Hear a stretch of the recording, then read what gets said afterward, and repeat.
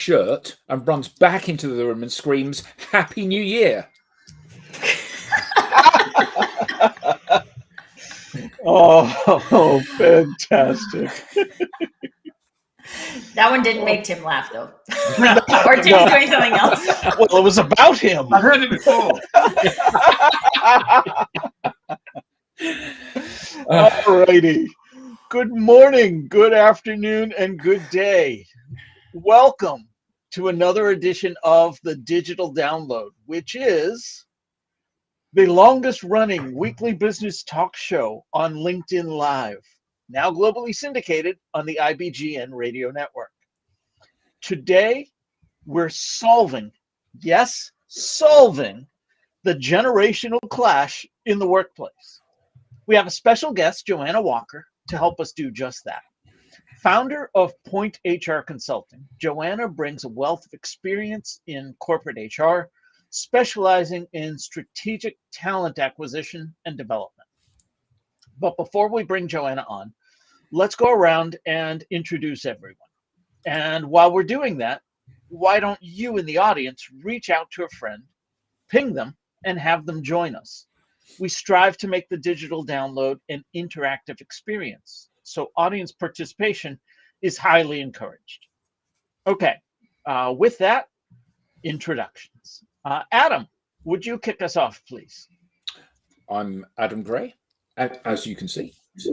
I'm co-founder of DLA Ignite, and delighted to be here, the first show of the year. In fact, my first live podcast, in fact, my first video anything of the year. So very exciting for me. Excellent, welcome. Tracy. Good morning, everyone. I'm Tracy Borson from TLB Coaching and Events, where I haven't come up with something that I really like. We're about marketing, marketing that works. So the marketer needs to come up with something marketing-y. Do they? This is the Yeah. thing. I Fair want enough. to challenge the status quo on what is marketing. So we create marketing programs that really work for people.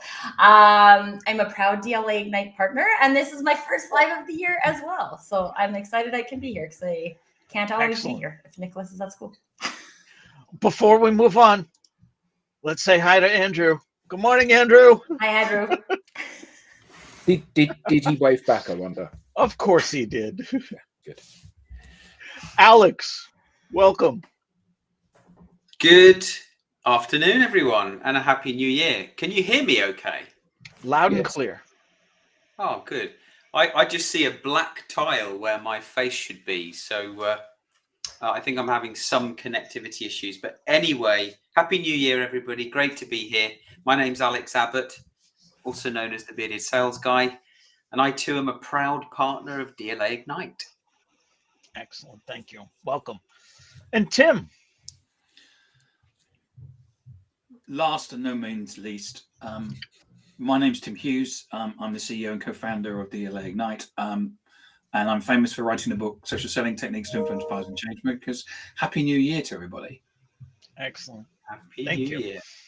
And myself, I am Rob Durant. I am founder of Flywheel Results, a proud DLA Ignite partner, and we help startups scale. All right. So, as I said, this week on the Digital Download, we'll speak with Joanna Walker. Joanna's expertise in bridging the gap between academia and industry offers a unique perspective on nurturing the next generation of professionals. Her insights are crucial for any business leader aiming to stay ahead of the talent acquisition game. Joanna, welcome. Thank you for being here. Thank you. I'm so excited to be here and chat all things, generational and campus. There we go. So, Joanna, let's start by having you tell us a little bit more about you and how you got here. Sure. Well, Happy New Year and excited Happy to New be Year. here. And so I have been in the campus recruiting or talent acquisition space, I should say, for 13 years. And I like to say I've been in the people business for over 20. Having worked with people in different functions. I started my career in outdoor education and somehow stumbled into teaching and then moved over to the recruitment space and had awesome career, primarily working in campus recruiting and helping junior talent to find the internship and full-time roles that they want. And now I own my own consulting firm where I help companies build strategies so they can attract and retain top talent. Excellent. All right. So let's start with the foundational question then. Why aren't more organizations doing it? And by doing it, you and I had talked earlier about building internships and co-op programs. And really that's the key to solving this generational gap. And we'll delve into that a little bit more. But let's start with that. Why aren't they doing it? Yeah, I think companies can feel like it's overwhelming, that they're unprepared, that it's too much work. There's always this element of like, what am I supposed to do with this intern for the next 5 weeks? And there's definitely ways where we can help companies build that strategy so they don't feel that way, that this person's just showed up and they don't know what to do with them. And I think that's why companies are afraid to start. But I think once they figure out there's a lot of value in having some junior talent coming in, they start to realize they can put in some programming and that helps their pipeline overall. And so I think it's exciting for them to work with young students. And but yeah, I think it's fear, quite frankly. Fear. So is it they simply don't know what to do? I think, yes, it's like unprepared. They don't know how to approach schools. They don't know how to find the right person. I think companies sit there and say, oh, my friend's neighbor's kid, I can just hire them. And that's what we nicely call the friends and family program. But I think there's other ways where you can attract students who are really excited about what you do and help them learn that craft so that they become an expert in what you do. And so if they even just look at the school that might be down the road from them and think about how can I attract students, 1, 2, 3 students who might want to come in for a summer internship or even a co-op or something that might be considered a part-time job over a semester, there's a great opportunity to bring in fresh eyes and new objectives, which is what these students are. And we all know that they are a new generation, which bring in those perspectives. Absolutely. Hey, Rob, I have a question based on that, because please.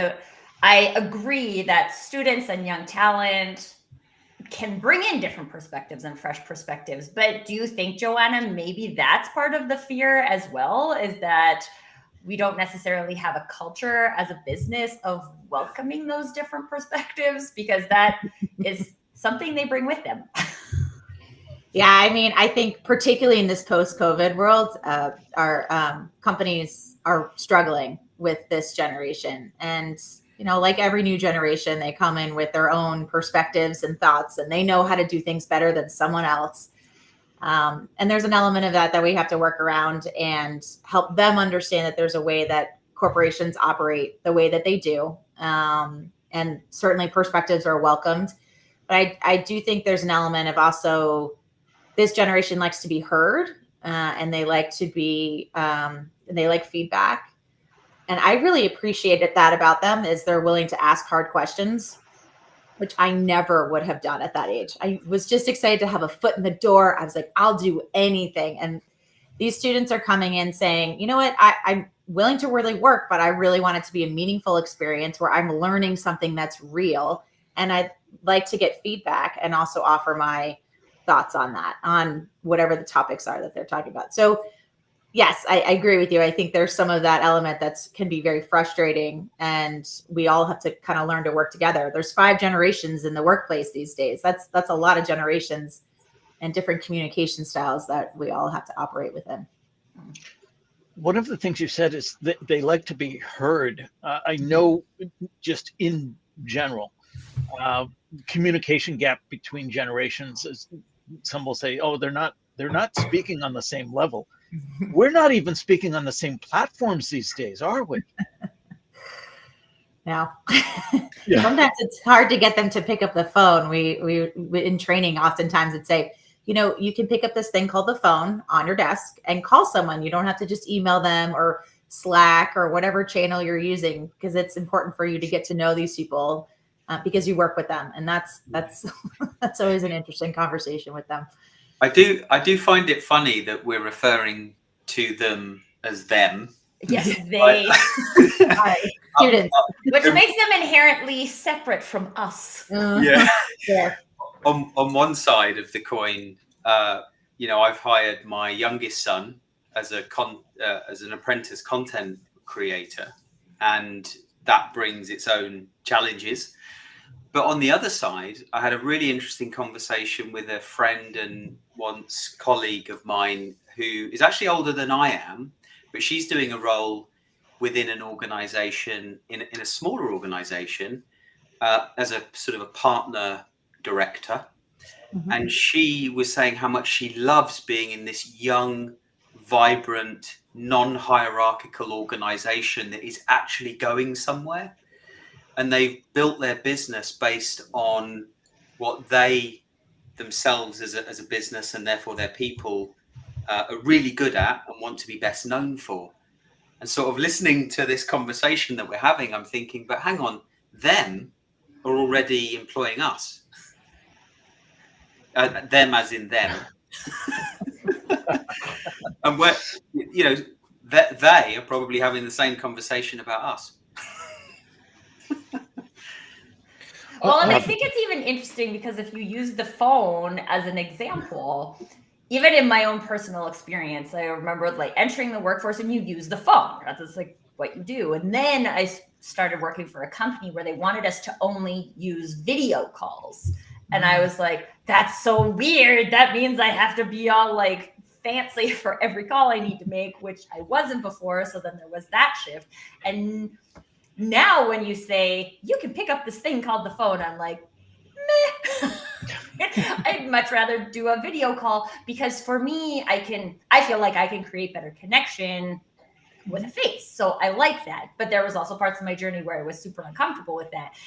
And we use this was something that I came into the conversation really wanting to talk about, is this concept of like, there's boomers and there's Gen X and there's millennials and there's Gen Zs. And my son is like a Gen A. And like, I can't hardly keep track of this anymore, but it's like, how helpful is it to look at it as us versus, not that it's versus, but us and them versus, I think organizations like you're speaking about, Alex, it like attracts a specific type of person. And I think there are people in every age demographic who want to be heard. And so there's like the people who want to be heard, but does that fit into a specific age demographic? I find it like very curious that it's the human brain loves boxes. So it's easy to box people into these categories. But I've also found I do personal branding, and I've worked with Gen Zs, I've worked with boomers, I've worked with a whole bunch of different people who want to own their personal brand because that's what they want, and it's not really dependent on their demographic. So I was wondering if there's like a mindset shift we need to make in this like separateness, but also awareness of the separateness that we need to maintain that makes this generational clash not so much of a clash. Or in your experience, what are some of the things that help kind of bridge that gap? I think a lot of the conversations need to be internally in companies, but also with students. So I think there's an element where students need this sort of backpack to briefcase conversations. I think it's very helpful for students to have just some tools that are given to tools. I say tools, but some guidance around how to transition from being a student to being in a corporate world. And obviously internships are in all kinds of industries. Mine have always been with financial services or management consulting. And those are highly coveted, specific programs. Other companies may be more kind of like what Alex was talking about, where it's just different, maybe a startup world or things like that. But I also think having conversations internally is really important because it's helpful for everybody to understand how communication happens. I mean, that's such a big piece of how companies operate. So what is the best way to communicate? How can you communicate to what we would consider a boomer, or maybe the most senior leader at the firm? And I think it's really important that it's not just when the interns come in, okay, let's prepare for the summer interns, which happens a lot in every firm starting in May and June. But also throughout the year, like, how can we just make sure that no matter what level you are, and where you are in your career journey, that the communication is working, and it's not us and them, it's we are a part of all one team, and we're all kind of appreciated for the value and the contribution that we're making, depending on what it is. Might be the most, executive to the most maybe menial tasks. But isn't this about people who are already ensconced in an organization being open-minded enough to listen? So I'm an old person, and consequently, there's nothing that a young person can teach me, and I have all the answers. And don't you dare come in here with your no experience and tell me how to do things. And I think for a lot of people that are in their 50s and beyond, that's the kind of mindset that it's very easy to slip into. Mm-hmm. And I know that when I ran a design agency a few years ago, we had two people that came in as interns during what we have in this country called work experience. So in the last year at school, they go and do like 2 or 3 weeks working within a company. Mm-hmm. And often those people are, they go to local businesses, they go and start at the local businesses, and they end up sweeping the floor and making tea. And when these two instances, when people came into the organization, I sat down with them and I said, if you want to come here and make cups of tea and sweep the floor, we're not interested. If you think you might want to be a designer, you come and you work in the studio with other designers, and it'll be really hard work. We're not going to have you in for the school day. We're going to have you in from 8:30 till 5:30 every single day, and we'll treat you as if you're an employee. And both of those people we ended up hiring in the end when they had finished their exams. And what was really interesting is that the first of them we hired, she was sitting in the office listening to how things were beginning, and she said, "Can I have a word, please?" So I sat down with her and she said, "How on earth can you people answer the phone like that? This is what you need to say." Mm-hmm. We were like, "Oh my God, well, you can answer the phones from now on." So she started answering the phones, and customers were saying to us, "Who's this new person you've got? They're absolutely fantastic." And I think that part of this is about parking your own preconceptions and letting these people bring what they can bring, which is going to be different to what you bring. Clearly, they haven't got 40 years of working experience, but they have got a fresh perspective and a way of dealing with.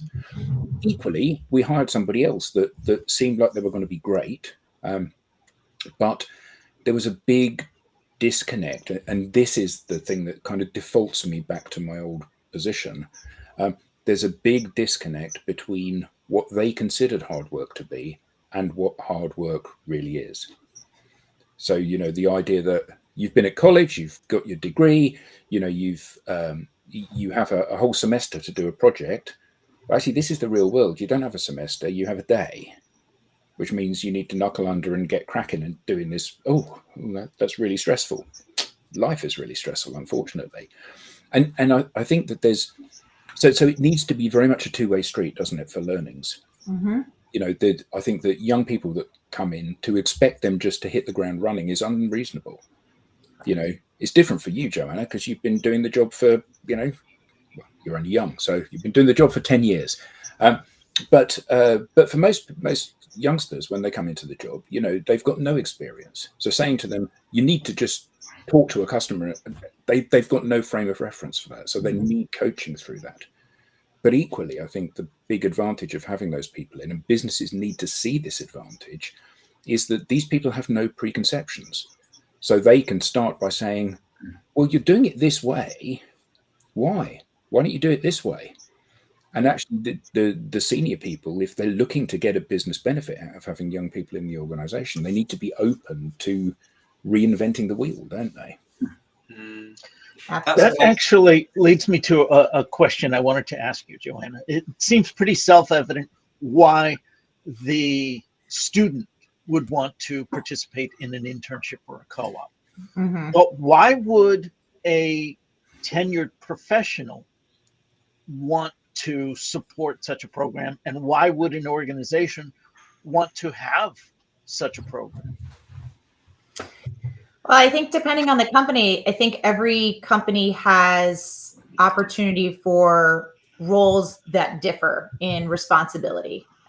So not everybody is going to do the same task forever in life, right? So I think people develop in their career. They might be promoted, they might get new responsibilities, and you have to sort of backfill some of this. And I think in looking at some of the more, what I would call junior roles, let's say like a coordinator, for example, or an assistant, or I don't know, whatever the maybe main level might be, the lowest level, those are opportunities for you to think about, how can I bring in some fresh talent who are likely very well educated, eager to learn, and want working experience.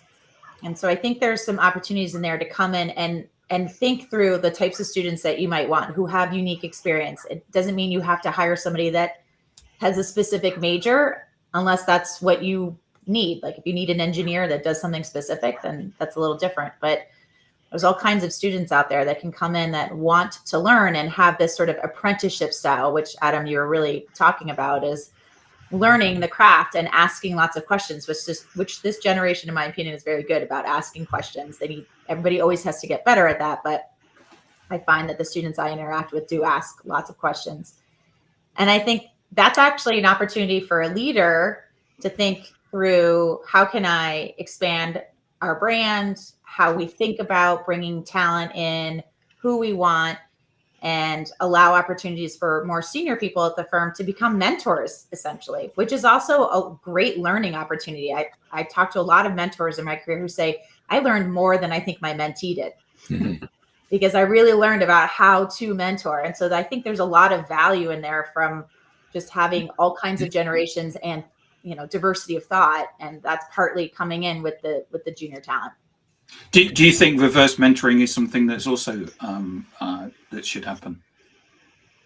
Reverse mentoring. I mean, I think that comes with the mentor relationship, mentor-mentee relationship. I think if you have a good relationship, it's hard. Sometimes mentors and mentees don't work well together, but the ones that do, I think they absolutely work back and forth in an organic aspect.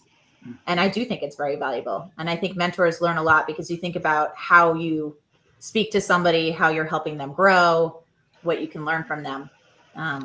Yeah, absolutely. I must say that when you say the word internship, that strikes terror into my heart. That's that fear.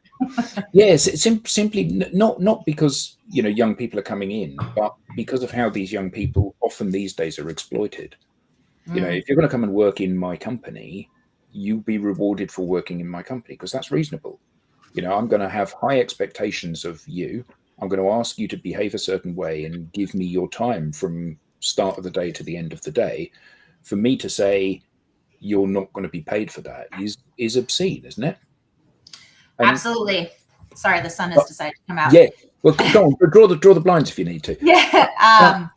But we see it so much these days, don't we? Where it's like the company are using slave labor and getting work for nothing, believing that the learning is enough. And actually, these are often people that are saddled with huge debts, having been through college, and then to ask them to continue to support themselves whilst you're monetizing them, I think it's just revolting behavior. And I would say that most internships are paid these days, not all. And I think that absolutely is unfair if they're not paid. I totally agree with you. And in fact, there's a governing body called NACE, which is the National Association of College and Educators, I believe I said correctly, in the United States at least, where they have a big campaign out there right now saying, you need to pay for your interns. And I think that really speaks to more probably the nonprofits, startups, some of the worlds that just don't have that. And I agree with you. You absolutely need to be paid. And it shouldn't be in college credit, which therefore the students have to pay for. But when you think about some of the bigger firms like in tech, investment banking, financial services, consulting, marketing, CPG, they typically pay pretty well. And so But that is also a budgetary restriction. I think that's another reason why companies might say, I don't want an intern because it's just more money. It's expensive to recruit them and then have them pay for them. And that has to be a part of our budget. I wanted to get to one of the comments that was shared. William Shorten, hi Will, says, Hi, Will. so much comes down to mindset and attitude of both existing employees and new joiners. The most benefit you get from a new starter in the first 6 months, it's when they are still seeing things through new eyes and can bring new insight. We agree. Thank you for that, Will. A really good point. I'm sorry, Tracy, what were you saying? This brought up another question for me, and I think maybe fear people have, is that, like, Adam had interns. He ended up hiring his interns. What if you don't have the budget to keep somebody after? Is that unfair? Like, because I feel I don't hire people right now, but if I did, I feel like if I was going to have an intern, I would want there to at least be the possibility of them continuing their employment. And I feel like internship also by nature is supposed to be kind of date stamped. So if you're doing it for like a summer for college students, then it kind of makes sense because you're expecting them to go back to school. You're not expecting them to need full-time employment. But what are some thoughts that you have on people who are maybe experiencing that from a company perspective? Sure. Yeah, this is where campus recruiting is tough because you have to think about your head count sometimes 2 years in advance. So I used to recruit, so investment banking, this is how insane this is. You hire 15 months in advance of the internship. So I hire students their sophomore spring for them to come like 15 months later for that summer. And then I have to know the head count for a year after that. So almost 2.5 years later. Not everybody does that. And that's really hard for some companies to be able to predict that head count. So in that perspective, there's a couple of things that you can do to still be able to have an internship, but also allow a student to go get that full-time job. So there's internships you could offer to somebody after their first year or their sophomore summer. Those summers tend to be places where there aren't enough internships out there. And I think if you are definitely open and transparent and saying, listen, we just want to give you a summer experience, but we just don't have the capacity to bring you back full time, or we don't know if we have that capacity yet. So we want to have you much earlier in your college career so that you can go off and get an internship. And we think this internship is going to help you get that job you want. And then let's get you to stay in touch with us because maybe there's an opportunity a year after graduation and things like that. So I agree with you. The internship really should be leading you to a full-time role. So you just need to be open and say, you're not eligible for that. So let's think about other ways for us to be unique in that perspective. So both the student gets value and you get value out of them. Yeah, which I think is important because one of the things I've been realizing right now is how many industries exist that I didn't know existed when I was in college. Yes. And it would have been like super helpful. Like I went to business school. So yeah, it's the investment banking companies, the management consulting companies, the big telecoms, those types of things that have available internships. And that's what I did, right? I went and worked for the telecom. But like now I've realized like locally, there's a very big like space industry, which is crazy. And I would have loved to know that, right? But if these types of companies aren't offering internships, then people don't know that the industry exists either. So I think from a branding perspective, there's a lot of opportunity for companies to share that. Did you know what's happening in agritech? This, right? For a business student, because no, I probably don't know what's happening in agritech and I might be interested in that. I mean, absolutely. The brand awareness is huge because even if it's not something that you can give right away, like an internship, maybe it's something that someone's going to think about 3 years down after graduation or 8 years, or maybe they go get an MBA. I mean, coming in and just maybe doing a class with a professor is a great way to get exposure if you just don't need to have this internship. And career fairs used to be the thing we would go to, 20 some odd years ago when I was in college, but the career fairs, and they still exist. And I know people use them. So no, if that works for you, great. But I never saw a lot of success with that. And so it's a lot of effort to go in and really have to have these events to get students to get to know who you are, particularly in maybe more niche-y areas or new companies or small things that aren't like the cool, sexy things that you places that you want to work as they use that terminology. So I I've wanted got to share Andrew's comment. Andrew Yeah. Slester writes, there are always people that are willing to share knowledge in any field they work in. Yeah. It is getting those people to the front of any organization to show any new starts that the company they have joined is willing to pass on the knowledge they need Good to point. grow within the company. Mhm. Excellent point. Thank you, Andrew. So on, Sorry, Alex. well, I guess it's related to that point. I was going to ask Joanna what tips you might have, or actually, no, not what tips, but what's your view if you've got different generations within an organization and you've got leadership, believing in one way of leading, which let's say, quote unquote, is traditional. And then you've got the younger generation expecting a degree of change. Should leadership be proactively, changing the way that they communicate with the younger generation? Or should they accept that the younger generation are going to have new ideas and there's going to be new blood coming through and they just need to be more receptive and listen to what's coming through? I would say the latter. I don't know that anybody needs to change how they communicate. It's really hard to ask somebody, in their 70s or 80s, for example, to have to communicate like through Slack if that's just not how they're ever going to be successful. Yeah. But I do think every generation and at every point in your career journey, I think it's so important to be open to new ideas. Sometimes it can be frustrating and you have to have the timing correctly, because sometimes if you're not in the right mindset to accept the feedback and the questions, it's not going to go over very well. But for the most part, I think leadership has such an opportunity with people coming in and giving their perspective, because I think that leads to broader conversations. It's not just, okay, well, thank you for your questions. It's also, I'm, really intrigued by why you're saying that, but also this is why we do it this way. Let me talk you through the bigger picture. Let me educate you in how we've been able to do things so that you have a better understanding and therefore it helps your job. So I think it kind of opens up to that mentorship, right? Or the apprenticeship that we talked about, those kinds of elements. And it's got to be a two-way street too. And I do think any generation, even myself, I would love to sit down with a senior leader and ask questions. Yeah, which is when I listen to you speak there, Joanna, I'm thinking, well, that's more transparent leadership. It's more transformational leadership. That's what leaders, in my mind, should be. Yeah, totally. Yeah. Agreed. Corinne Meyer shares, and Joanna, I'm curious to get your take on this. She has 2 points. We'll bring them both up. First, she starts, however, today with social media creating so much exposure for startups like space and agritech, students should be reaching out as well. Is it just me? And then she goes on to say, and to Andrew's point, you simply have to use LinkedIn appropriately and you can find your way into any which organization by sending some messages.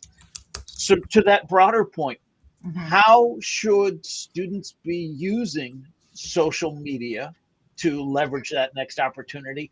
And conversely, in your opinion, how should organizations and people within those organizations be using social media to facilitate that career opportunities within their organization? Yeah. So there are a number of platforms that companies, particularly in the US, use, and I'm sure there's something similar in the UK, for example. So Handshake is a place where a lot of schools, it's just the platform where they post all of their jobs. And so that's the first way that a student can go and see what school, all the jobs that their school has accepted. LinkedIn is a great tool, particularly for students when I consider them to be either at a non-target school, i.e. a school where maybe a lot of companies may not visit, or they're looking for something that's very niche. So to use your examples, space or agritech that are in the startup space. you do need to be a lot more savvy, and you do need to kind of do your research. And I talk to a lot of students about that. You need to go out, figure out what you want to do, figure out the best companies that do that in a wide range. You don't just look at 5. You got to open up that net. And then you need to do some of this outreach, and that outreach should be things like, who are the alumni that you're already connected to, who are maybe from your high school or your current college, or maybe the town you grew up in. We all have different unique connections over time. See if you can utilize that, because, what Andrew said was earlier, saying, we can all, anybody's willing to talk to you. And I think that's right. If somebody approached me, I'd give you 10, 15 minutes, but you also need to come prepared with questions about what you want to learn, and see if there are opportunities. There aren't always internships everywhere or jobs, but you can certainly get something out of that informational call that then might lead you to the next person to speak to or company to research. And so from that perspective, I think social media is helpful. I think when you look at, Twitter or X, and you look at Instagram, those kinds of social media, not every company is on there. Not every company uses it. So that's a little more limiting. Should they be? I go back and forth. I think there are certain companies where it's important for them. I can see why marketing companies and certain companies that are out there for that brand awareness, but I do know that there's a lot of these older organizations where they've got a lot of compliance issues, and there's a liability in that. And so I can understand why they may not be out there. And I've seen where that hasn't gone very well, particularly in financial services. So not sure I recommend that. But I'm interested to get your view, actually, Joanna, as a HR consultant. I provide social selling training, and when speaking to HR, they have a specific view about whether or not employees should be using social media. Do you have a view on whether or not they should or shouldn't?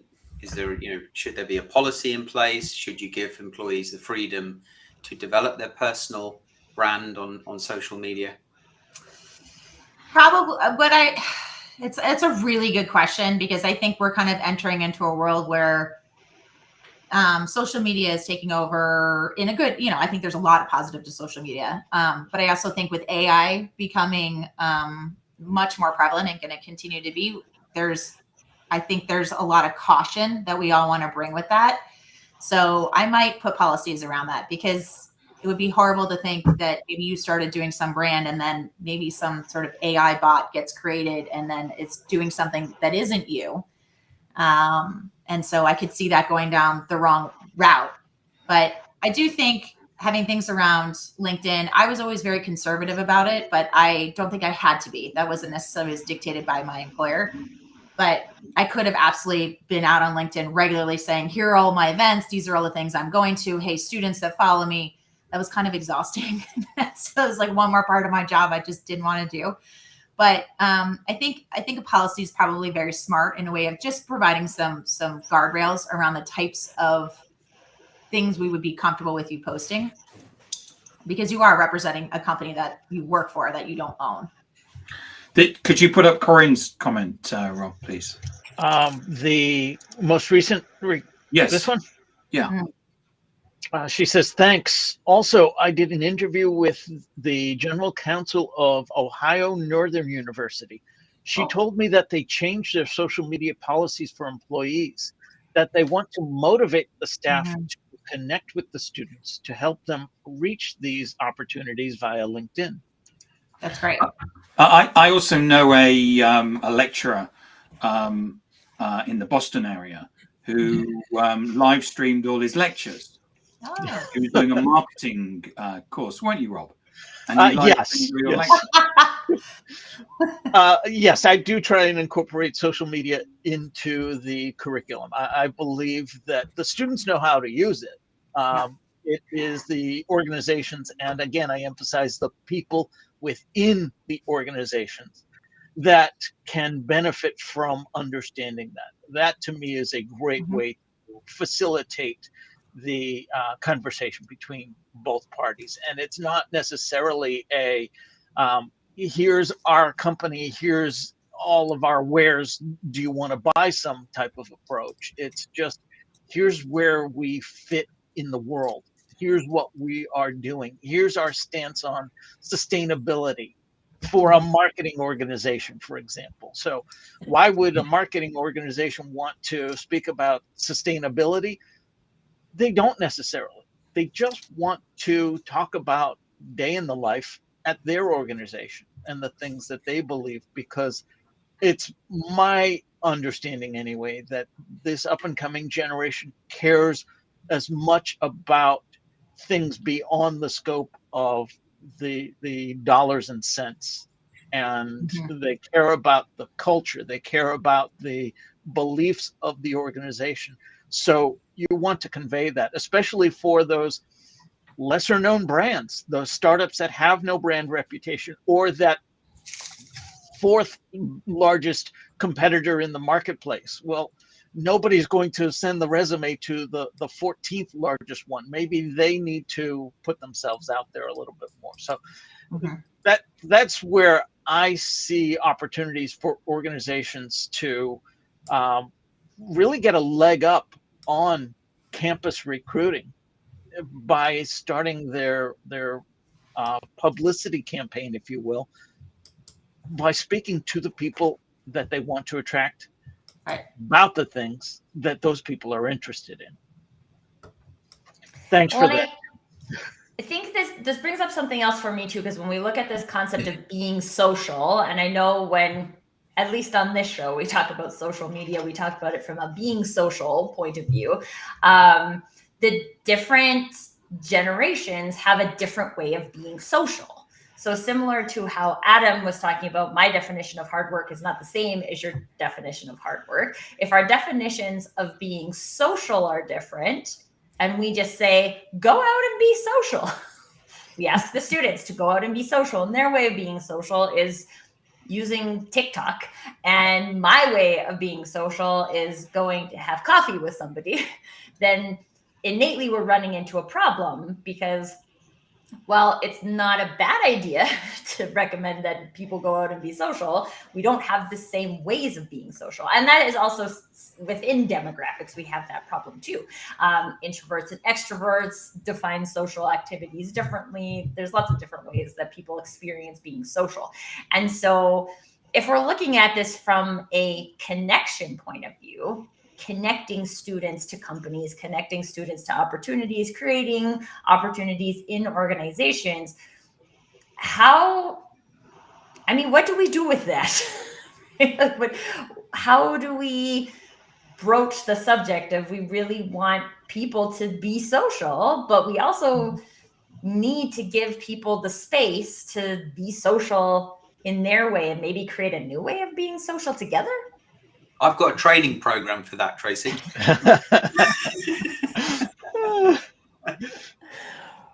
So, Joanna, we started this. I put you right on the hot seat to begin with, saying, why aren't more organizations doing it? And I had no intention of putting you on the hot seat, but you came up with a great answer, and I appreciate it. And the long and the short of it was fear of the unknown.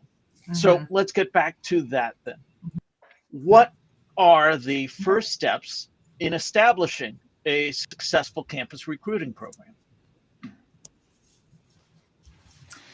So a couple of things I think is very helpful. One, you need to figure out, what is this internship going to be? What is this going to look like? And will it convert to a full-time? And I would say that an internship is the best way to start from a campus recruiting perspective. I think it's easy to say, oh, I'll just hire somebody when they graduate. But the advantage of the internship is that sort of try before you buy situation, where you really get anywhere between 8 and 10 weeks with someone. Maybe it's longer if it's a co-op program, where you get to assess them, whereas they also get to assess you.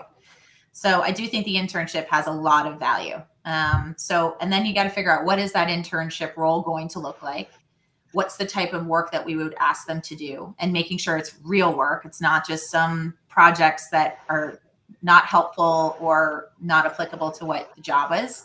You really need to get them to sit in on meetings. They need to understand the type of work. They need a workflow. So those are the things you have to commit to. And then you think about, okay, now how do I find the right people to sit in these seats? And, if you can get at least 2 interns, I think that's great. It's always hard for one intern to be by themselves and be successful. I think 2 is always a great way to start. So if you can do 2 and you afford that, I think that's a great way to start. Yeah. And so I'll save it. Okay. I was going to say that the next step would be, okay, now where do I find these students? So you might have some great colleges who are local to where you are right now. So obviously, if you're in New York City, there's a ton of options. But even if you're in Cleveland or you're in Denver or wherever, there are local schools that you can start to market to. That's one way to start. You could also look at your college. You're an alumni of a school likely. Where did you go to school? Could you work with that career services to post? And then lastly is to get yourself known. So we talked about the brand awareness a little bit earlier. It's really, how can you get in front of some of these students? So is it going on campus and hosting an event? Maybe it's networking. Maybe it's working with a professor to do a class with them so they understand what you do. I think that's a really effective way. Or you do a case study on campus so that students understand the type of work.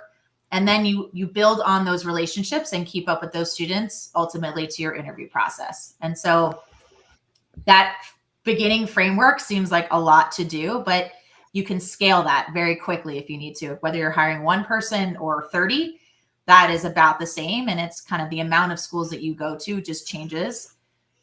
So it's just that initial structure that can be a little exhausting. As you were talking about that, I immediately went to thoughts on costs and ROI. And I don't want to put you on the spot. If you know, great. If you don't, I'll do some research. But that's why people sign up to be a guest, right? To be that's right. My gut is telling me that the cost for recruiting through an internship is significantly lower than the cost for recruiting cold. Again, that 14th largest competitor in the marketplace posting an opening for their entry line role in a company that nobody's heard of and a job that nobody's applying for, versus and all the costs that go with it. Do you have any insights on the costs of recruiting for a permanent placement versus recruiting for an internship? So I would say that recruiting for an internship has definitely a cost. I think it just depends on what you want to do. I used to, our recruiting budgets were huge in the sense because I was hiring so many people and we were going to so many places and hosting events. And if you're in that world, you're looking at hundreds of thousands of dollars. But if you are just starting out or that's not really in your budget, there is an expense, right? Because you are trying to attract the right people. You want to make sure you take them out, you get to know them. And then it's also an expense in the internship because yes, you're selling them to sign up for the internship, but you're also selling them in the internship so that they'll come back full time. So there's that true expense. I think that's better value for your money. If that's probably the better way I would say it, versus kind of just hiring cold, like you mentioned, where you might post it a number of places, maybe use a headhunter and you hire somebody where they're kind of an unknown quantity. They may or may not do very well. They may not last very long at the company. And, that kind of a cost is much higher to the company because they may not be a long-term employee and therefore you have to start all over again. So I think that's the difference in how you spend your money.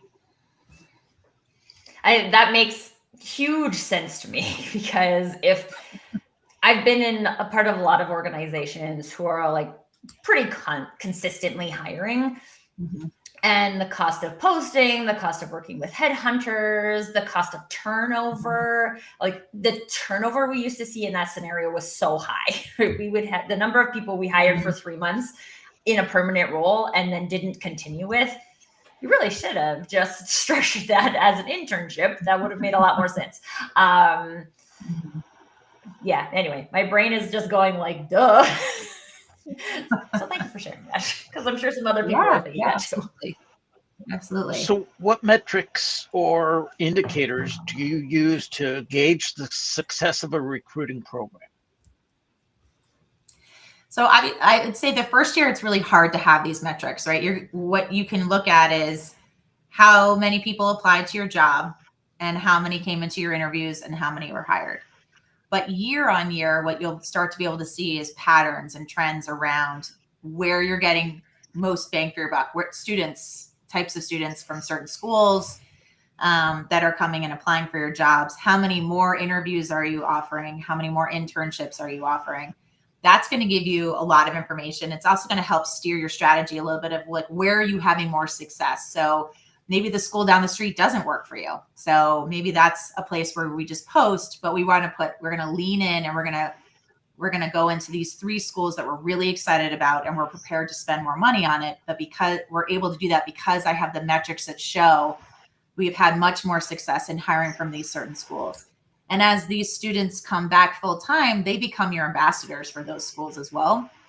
So you start having an easier pipeline, and that helps your strategy until it doesn't work. And then you may have to pivot over time. So that's a lot of the ROI. And certainly your conversion from intern to full-time is your biggest metric to be able to watch, assuming that that's something you're able to offer, right? Is that full-time job.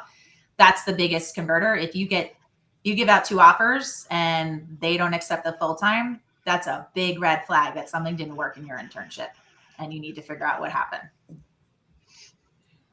So with the rise of remote work, how has campus recruiting evolved? Yeah, so it's interesting. I think students are now probably tired-ish of Zoom, but they also appreciate the hybrid opportunities to meet with people. So, having Zoom coffee chats is much more the norm. And I think that's easier on companies. And I think that's easier on students who have a lot going on. I also think it means more companies can come to campus, right? Because they have this remote ability. And maybe there's one time that they'll invite people to meet with you live. Maybe they invite you to the office, or, someone's in town so they can host something. I do believe a hybrid strategy is your best bet if that's what you need to do, if you need to have a lot of remote, but you can do remote only. Just make sure that you're on video and that they see you're a real person and you see they're a real person. So how does that work then? Because I have always thought that when you first join an organization, there is that initial ramping up when you have the excitement and you're meeting people and you're kind of, as somebody that works within the organization, it's easy for you to say, well, you just send Tim a message on Slack and then you jump on Google Teams with him or whatever. And it's like, okay, well, if you know that, you know that. But actually, I've just started at your company. I'm 20 years old or 23 years old or whatever it is. This is my first experience of the workplace. I'm sitting at home in the dining room at my parents' house, and I'm alone. I've no idea what I'm supposed to be doing. I've no idea who I'm supposed to be engaging with. I haven't got anybody that I can follow. If I come and work for you, Joanna, I can follow you around into meetings and things. I can kind of learn from watching you do. I can't do that. I have to actively message you saying, I'm supposed to be working in a team which is aligned to your team. I haven't got anything specifically I want to talk to you about, but is it all right if we have a talk? And you say, no, I'm really busy. Go away. So how does that work in the modern workplace with remote working and hybrid working? How do you take these people that are lost souls and integrate them into your organization? Yeah, I mean, and I think that everybody got tested right during COVID about that. I mean, it was really hard. I ran 2 internships 2 summers in a row where, these investment bankers were in their parents' basements, and that's tough. But I think there are things that you can put in place to make sure that somebody feels like a member of the team. It's not perfect and it has to be constantly worked on, but your onboarding experience is huge. You need to know when you're getting into the company, this is what you do. This is who you can speak to. Maybe assign a mentor to this person and a buddy being somebody who's maybe a year, 2 years, 3 years in advance of you. So they can ask you all the silly questions like, where are these documents? I can't find them. How do I use this system? All those kinds of things, because that's got to be your way to connect with people. And then those mentors and buddies really should be tasked with making sure that you as the new hire get exposed to as many people as possible. Let me introduce you to such person. Let's make sure you meet. And it is a lot of work, but it's the only way to make sure that somebody feels like a team member so you aren't so isolated. Like you said, it's your very first job, and it is easier to be in person, and I would always recommend that, but that's not how every company operates anymore. So the onboarding and the continued onboarding of that new hire is so important. It can't just be 1 week. It's got to be 6 months. Rob, could you bring Corinne's comment up, please? Absolutely. Thanks for what Joanna just said. Mm-hmm. No. No, the one before that. Oh, I thought we had covered this one. Oh, no. She says it doesn't work very well. No offense, unless the company has a real proficient virtual onboarding program. Well, and I would even say, like, it gives you the opportunity to test how good your onboarding program is in general. Mm-hmm. Because like one of the companies I used to work for did the like peer buddy, and that was in person, but we did the peer buddy, and it worked really, really well. And there was a defined role of what your job is as a buddy coming in. Like this is like you help people find files. You touch base with people daily to see if there's someone they need to be introduced to. There was like a pretty well-defined structure for that. And it helped get people embedded into the organization. And these are types of things where I think there's more opportunity for companies to look at, okay, what do we do in real life that works very well? And how can we create something from a virtual perspective that can achieve the same thing? And there's probably some testing, and there'll be things that don't work. But if you have the intention of doing that because you want to have a remote workforce, then that's another area where, from a company perspective, you need to invest time, effort, and energy. Is how am I going to help a fully remote intern understand that they want to work here? And how do I help me understand that I want them to work here? What kind of access do I need to them? How do I need to talk to them? How do I need to measure their engagement and all of these different things? And I think sometimes, especially from an intern perspective, because an internship may have a defined end date on it, that we're just like, oh, an intern is here. Okay. Hi, intern. Here's some work for you to do. And I'm like, is that meeting our goal? Rob. Yeah.